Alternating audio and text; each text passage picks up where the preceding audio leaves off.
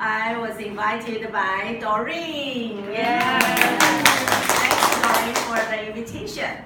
Actually, after listening to the two speakers, I have a feeling that you already have wonderful speeches. Do I need to share how to better your speech? Yes, of course. Better. Yeah. I will share some of my experience I learned in Toastmaster in past 16 years. Wow. Okay. This is my speech title, How to Better Your Speech Skills.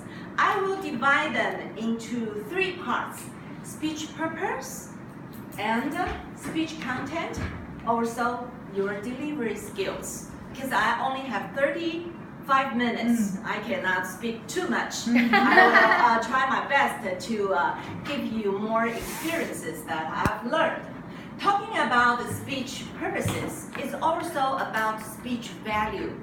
Do you know, I think some senior members know, in Toastmaster speech manuals, it says how many purposes? 4. Speech purpose. Yes.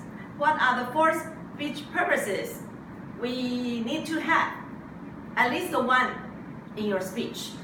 Informative. To inform. Yes. Yeah, to inform. Persuade. To persuade. That's the third Entertain. one. To entertain. And the last one? Inspire. Yes, to inspire. So when we are making a speech script, please think first, what's your speech purpose? Define your speech purpose. Can be 1, can be 2, or even can be more. Okay? So if you only make a speech to inform, then what does it mean? You tell the members something, or a story, or a product that you just inform. And at the end, you don't encourage or persuade or inspire the audience to buy your products or to do some action like, all right, that's to inform. Easy one. To entertain means you make the audience laugh and be happy. Yeah. You don't need to inform them something. You don't need to persuade or inspire. But in the humor speech context, sometimes we entertain the audience, right? To make the audience laugh, happy. But at the end, you bring some other value purposes. It means to persuade or to inspire. Yes. Then it's easier for you to win the humor speech contest. And the persuade means that you give a speech like you ask the members to do something or to take actions or to buy your products. That means to persuade. For example, if you make a speech about environmental protection, then at the end, you persuade the audience to do something, to clean the beaches or to reduce, recycle, and reuse, something like that. You call for action, and the audience will be persuaded by you because you need to give them examples how important that will be and how bad it will be if we don't do it. So it's called to persuade, persuasive speeches.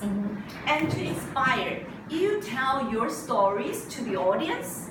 Maybe you don't tell them to do something, but the listeners are touched and inspired by your speech, and they are willing to do something that you didn't tell them to do. That's called to inspire. For example, have you heard, I think Teresa Liang went to Malaysia with us, right? Yes, yeah. Maybe some of you went too. And the world champion, Danajaya, do you remember his speech title? Yes. What's that speech title? I see something in you. Okay, the speech title is called I See Something, not in you. At the end, he said, I see something in you. That is also a trick. You don't tell the audience what your speech title, the real story is. So his speech title is I See Something. So in the opening, people will feel curious. Wow, what that would be? I see something. What's the thing? At the end, he said, I see something in you. And that speech, did he ask the audience to do something as he instructed? No, I don't think so. He just said, I see some. People told him that I see something in you. Means he was seen by other people. Then at the end, he said, I see something in you. I don't know what that is. Did he ask you to see something in other people? No, he didn't say it. But after you listen to his speech, you will feel, yes, I was inspired. I will try to see something in others too. That's called inspiring speech. You don't need to tell the audience to take any action. But when you tell an inspiring speech, the people will think, wow, that's good. I will try that too. That's called to inspire. It's higher technique. But I think today our two speakers did that too. They gave inspirational speeches. At the end, especially Doreen inspired us to be mentors. Yeah, I like that. All right. Now I would like to talking about content. Sometimes content is quite important, right? Actually, our two speakers have very good content. It follows the Toastmaster patterns about good content. Of course, it's opening. Yes, opening. You can open as a short story or a question, or the purpose is to attract the audience attention. Angela asked 2 or 3 questions in the opening, right? Because she used question to open her speech. And she also used a technique. She didn't pause after her question. What does it mean? If you want the audience to answer, you need to pause. You don't want the audience to answer, don't pause. Just give a question and add the next sentence. So it means it's a rhetorical question. 那不是正式的问题，那只是一个激发想象的问题。You don't need the audience to answer. Just throw out the question and let the audience to think. It's called rhetorical question.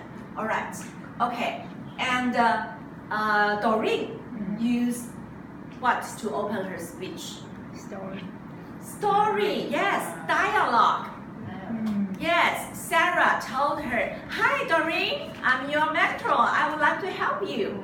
Yeah, she spoke instead of Sarah. That's a storytelling. It's called also a dialogue style. It's also a good way to attract the attention. Now, I would like to talk about the second part. Of course, it's the body of the speech, right? How to construct a good body, and you can remember by yourself. You don't need to look at the script. Some people, they cannot remember their script, so they have to read or take a peek. Okay, so when you write your body, it's better to use what? Stories or experience. Don't just give theories. Theories are difficult for the speaker to remember. Also, difficult for the audience to catch. They will fall asleep easily because theory are like lecture. 有点像说教. Do people like lectures? No, they like stories. Yes. They learn from your stories. Your stories will share your excitement, your happiness, or your sadness, or your setback, your obstacles. And at the end, you will conclude with your message. Like Angela, enjoy the changes in your life. That's her value, right? At the end, in the beginning, she mentioned that. And at the end, she mentioned that too. So ditto means the same. So you cannot just tell one story. Angela told us, I think it's 2 or 3 stories. Yeah, marriage, pregnancy, and marriage life, cooking something with her husband, and also she wants to do a lot of other things. That's you can have 2 or 3 stories to support your topic. Okay. Or 4 if you have a lot, or you have a lot short stories and you have plenty of time. But if your stories are long, maybe use 2 stories. So 1 or 4, 3 is the best. Okay. So at the end, you conclude, you wrap up, or support, or echo back your opening, or your theme, your topic.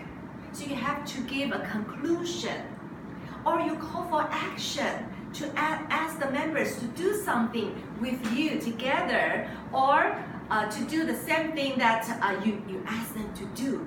That's a good conclusion. Okay? That's the basic pattern of Toastmasters speech structure. So structure your speech content like that.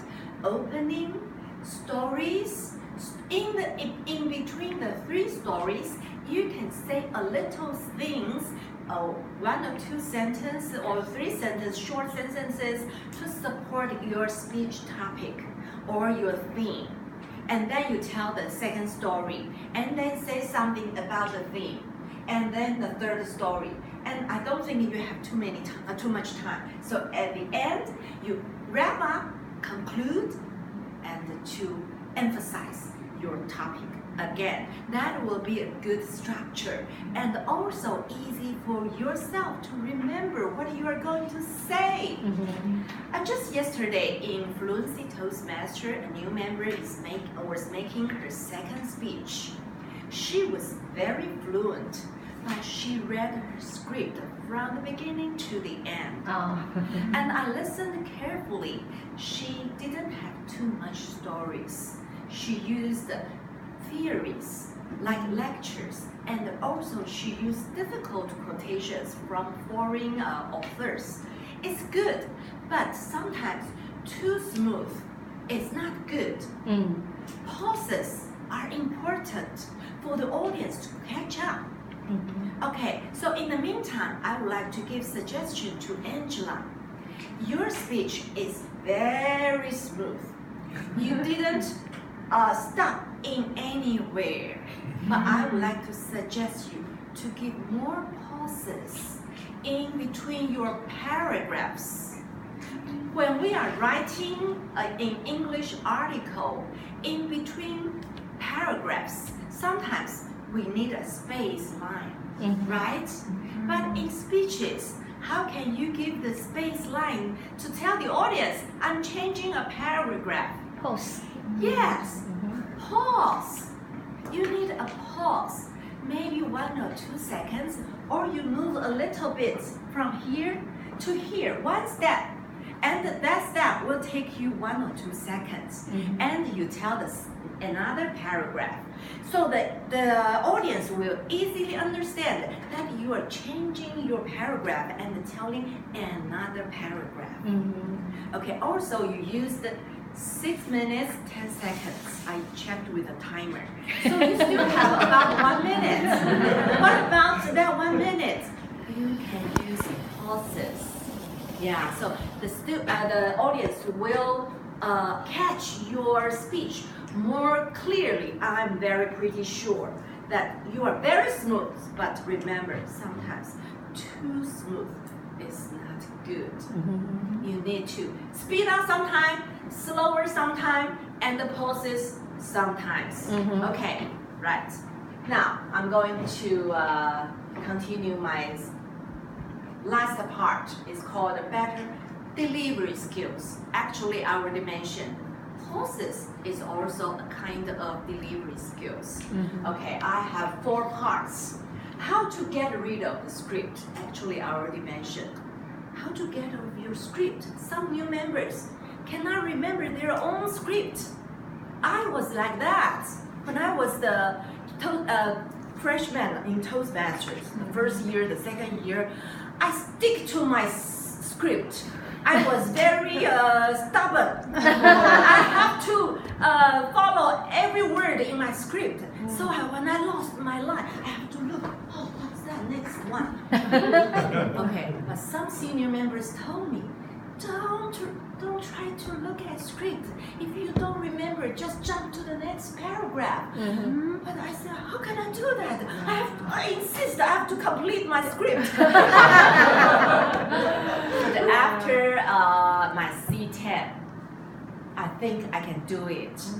Yes. So writing a script, writing a good script as the content I mentioned, is easier for you to remember your script. First, not too many theories. Theories are difficult to remember, so you have to look at your script all the time. Just give 3 stories to support your theories. Stories are your own stories, right? Is it so difficult to remember? No. So it's easier for you to get rid of your script. I don't hate it. I can tell you my stories. Okay. So, more stories, not just theories, no lecture. Easier for you to remember. Easier for the audience to remember, to understand. Read the script or not. Sometimes I really don't remember my script. I didn't prepare well. I have to, because my mind was blank. I cannot just stop there and傻笑, you know. I don't remember, what should I do? My script is all there. So if you know that you might forget your script, put it here. And don't do it like this. Just put it here, just in case you don't remember, and take a look. Okay? So read it or not, it depends on you. If you really cannot remember, you went blank, you need to take a look. So go ahead. Don't waste your time. Take a look. All right. So, and the third one, speed, pace, pause means that what's that? All right. Okay. I want to say this. 600 words or to 700 words of English words you can count in Word document computer. Okay, it's a good count for a normal 7-minute speech. If you write 1,000 English words in your script, you will be over time. Otherwise, you have to read through very fast. Even you are so smooth, nobody will catch your script. So don't speak too fast. Don't think that, oh, I have a lot to share, but you only have 7 minutes. So minimize your speech words. 600 to 700 is the approximate better count. Especially joining a contest, pauses are more important. So when I join contest and when I coach members to join a speech contest, 600 words is the suggestion from me.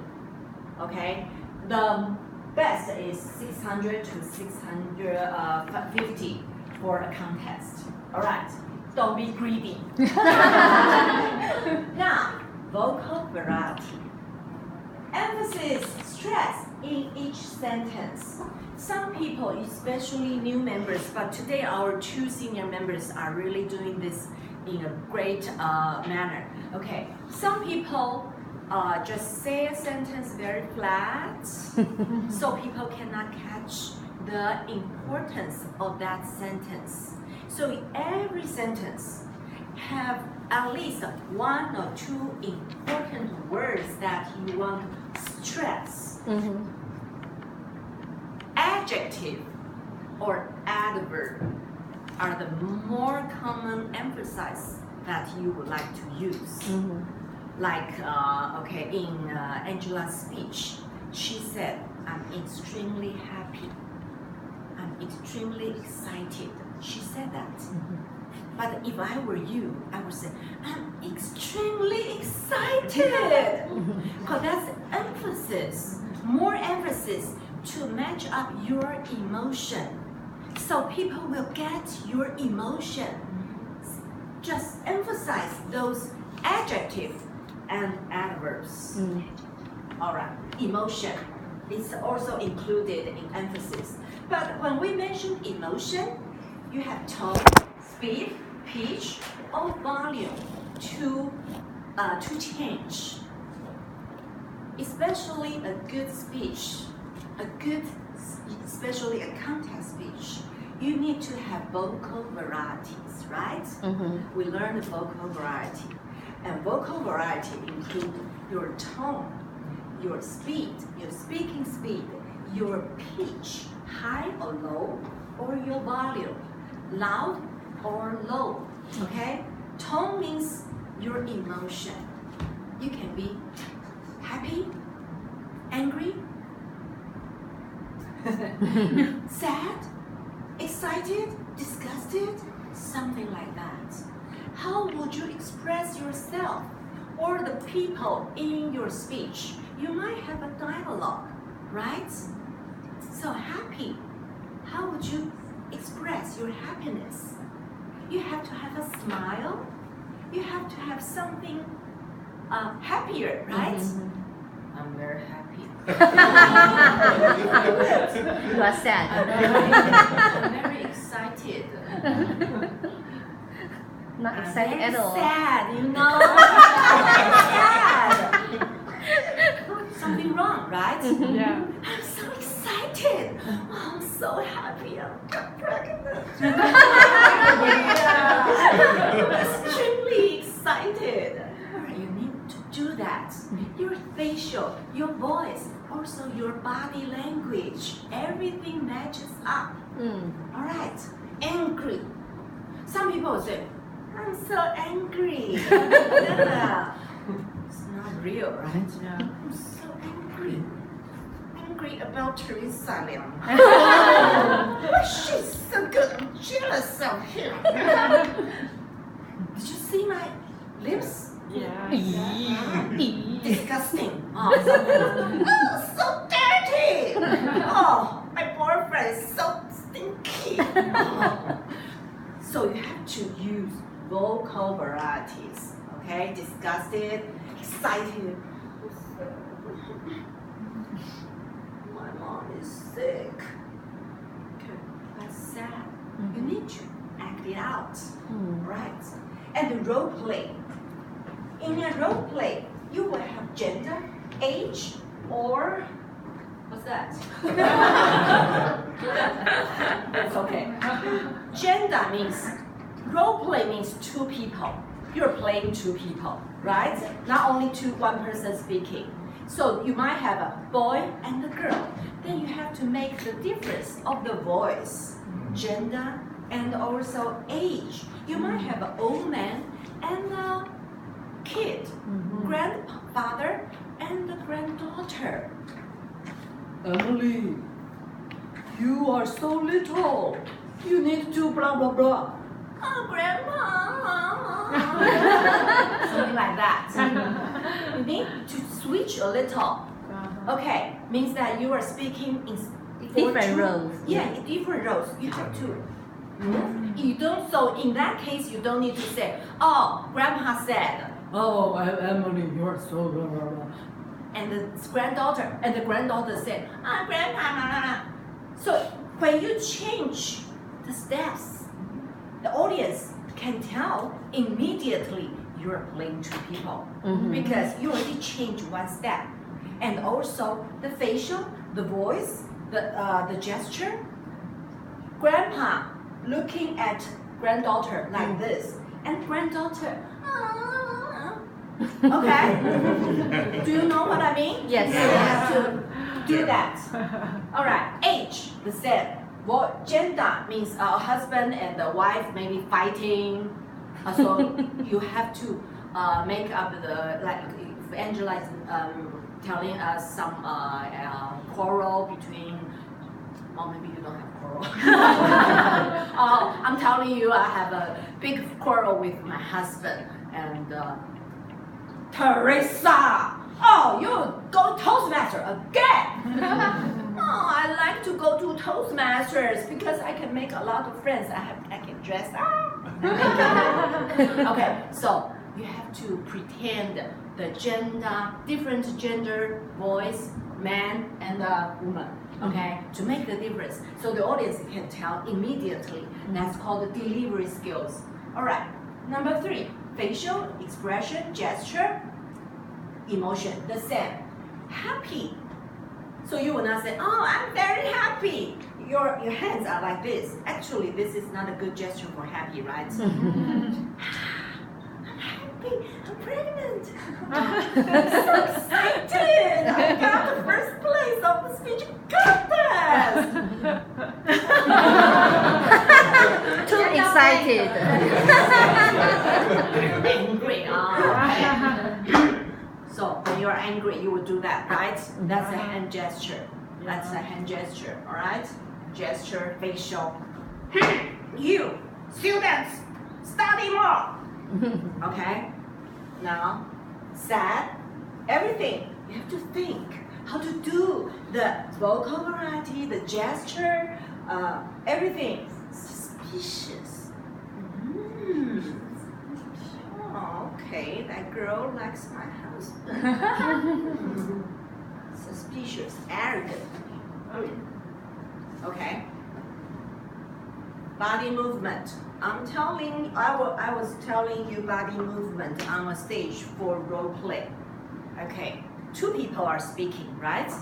So you have to step a little bit. Actually, during your speech, in a role play, there are more than 2 people. Who is the third one? The speaker. The speaker standing in the middle to start to introduce the scene of the role play. Okay? Like my speech, the contest speech language, the body language.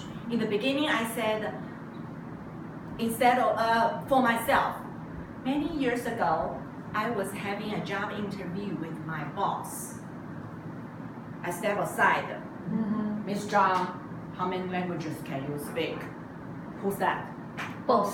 Boss. And who's in the middle? Speaker. The speaker. Okay, the boss. After the boss, who will say something? Speaker. No. The I can speak English, Japanese, and Taiwanese. That's me. Do I need to tell you who is speaking? No. So, speaker, role play 1, role play 2. And when you end the role play, go back to the middle. You're the speaker again. Okay, remember these important role play steps. And you don't need to do like this. Too much. Too busy. Just in the middle and 45 degrees. Don't do this. Because if you do this, you think, oh, I'm telling you, and then I do this. What's wrong? Where is the audience? Audience here cannot see my face. Yeah. They can only see my back. So 45 degrees from the audience. And don't do this. Okay, this is the same angle. Just in the middle and 45 degrees. So the audience here can also see my face. Okay? But they will feel that there is a role play. And then a little bit, 45 degrees again. That's the role play. And go back to the middle. It's the speaker. Okay, that's the skills of role play, especially in a contest. It's very important. You can skip. She said, I said, who said, who said. You don't need to say that. Just play it out. Okay. So how many rows on stage? 3, right? Sometimes even more complicated. When they are doing a 3-people role play, then you will have 4 people. But it's difficult. Forget about it now. Switch the positions 45 degrees. It's very important of role play skills, deliver skills. That's a part of better speaking skills. Okay. Why the same? What's wrong? Okay, now I'm going to end up my speech, the content. I will repeat again. I told you speech purpose is very important. You have to define your speech purpose and then you know how to write it, all right? And speech content, you need to have an opening, body with 3 stories to support your topic, and then the end, okay? And delivery skills. If you need this, I can, who has it? You have it, right? You can send to members, it's okay, because it's not from me, it's from Toastmasters. I just combine them together. But I would like to give some more. Okay, let me see. Next part is practice makes perfect. But I'm going to say something about the speakers. Okay, I think I've mentioned most of them. Okay, for Doreen, I think she did a wonderful job in the opening, right? She used the dialogue to open her speech, and also say that. A portage. Portage. A portage. She is so smart. She used the PowerPoint to teach us the difficult word. Because I asked her script. When I saw that word, I said, oh, okay, I will give her suggestion. But she already did it. Wow, how smart this young lady is. I see something in her. Okay, question, when you're asking a question, do you want to know pathways? You ask the audience. Okay, the audience first, second, no answer, right? So we need to learn from this kind of situation how to avoid that coldness from the audience. Okay, sometimes I did mistakes too. It's not a mistake, but we can improve. So when you ask the audience, you want an answer, ask them clearly, call for their attention first. So ladies and gentlemen, do you want to learn pathways together? Yes. Everybody will say yes. If you want an answer, all right? Because when you do that, they will already know that you already asked something from them, okay? That's a skill. Okay. Okay, PPT blank. I did something wrong. I don't know if you did it on purpose. The PPT went blank. Yes. So you did that? Yeah, I did it. But he didn't know. And I tried to switch it on. Yeah, you tried to switch it on. And you found out, and then you switched to blank. And he tried to do that. And at that 10 or 15 seconds, I was distracted. So, in the future, how to avoid that? Yes, you tell him, I will switch off. Yeah. Okay, we learn from mistakes.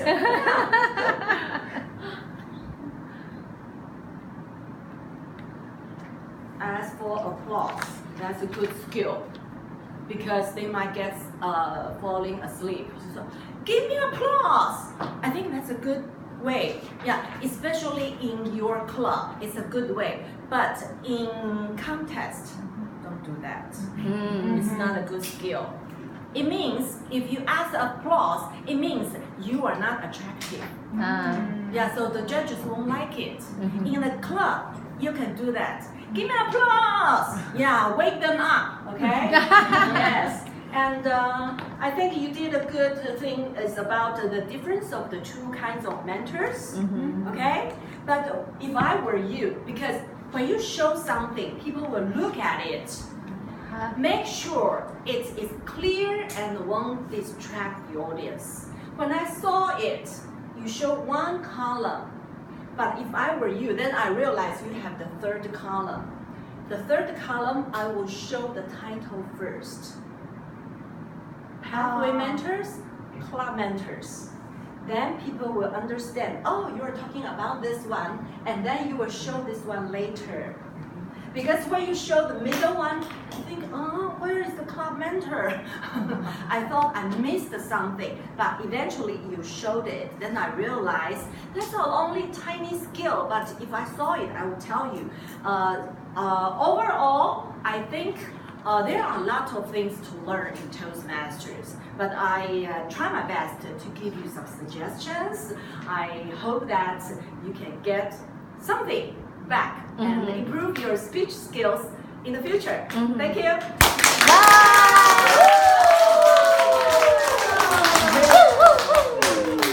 Do you guys like today's educational session? Yeah!